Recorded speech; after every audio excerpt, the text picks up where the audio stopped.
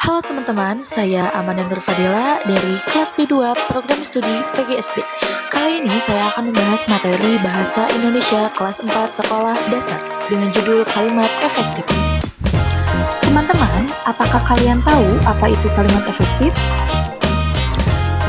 Jadi, kalimat efektif itu adalah kalimat yang dapat dipahami dengan mudah oleh pembaca atau pendengar, serta memenuhi kaidah-kaidah bahasa Indonesia.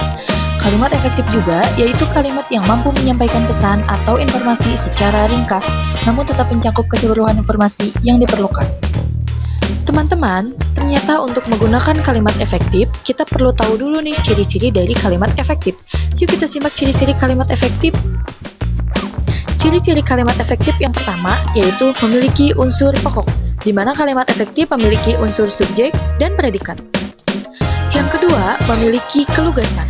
Kalimat efektif tidak bertele-tele dan langsung mengutarakan ide pokok. Yang ketiga, menekankan ide pokok, di mana kalimat efektif itu langsung menonjolkan ke ide pokok yang ingin disampaikan.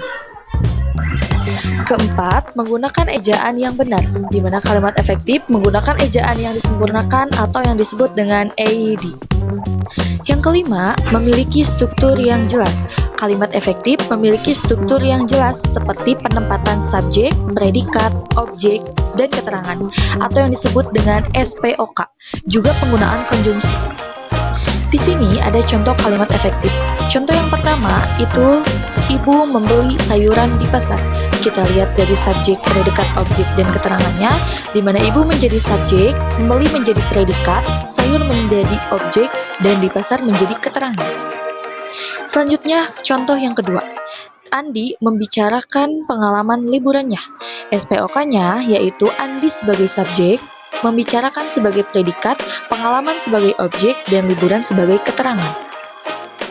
Contoh kalimat efektif selanjutnya yaitu sekolah kami yang terletak di depan bioskop Surya, di mana sekolah menjadi subjek, terletak menjadi predikat, dan di depan bioskop Surya menjadi keterangan tempat.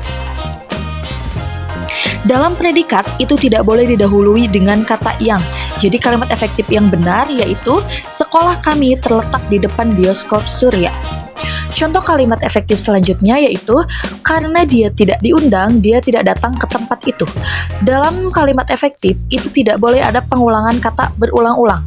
Dalam soal tersebut, kata dia yang menjadi subjek itu diulang menjadi 2 kali. Kalimat efektif yang benarnya yaitu karena tidak diundang, dia tidak datang ke tempat itu. Contoh kalimat efektif selanjutnya, sejak dari pagi dia bermenung. Kata sejak dan dari itu merupakan sinonim, sedangkan dalam kalimat efektif itu menggunakan kehematan kata, di mana menghindari kesinoniman kata dalam kalimat. Jadi cukup pakai salah satu saja dari sejak atau dari. Contohnya, sejak pagi dia bermenung atau dari pagi dia bermenung. Selanjutnya, contoh kalimat efektif yaitu waktu dan tempat kami persilahkan. Dalam kalimat efektif itu harus memiliki kelogisan bahasa, berarti harus masuk logika kalimatnya. Masa waktu dan tempat kami persilahkan? Emangnya waktu dan tempat mau kemana? Jadi kalimat yang betul adalah kepada Bapak Lurah kami persilahkan. Nah, pada contoh tersebut, ganti kata waktu dan tempatnya menjadi subjek berupa orang, mau itu Bapak Lurah atau Kepala Sekolah. Singkatnya, kalimat efektif sebenarnya sederhana teman-teman. Ketika struktur dan penggunaan katanya tepat, serta pembacanya dapat memahaminya dengan baik, maka kalimat tersebut sudah termasuk kalimat efektif.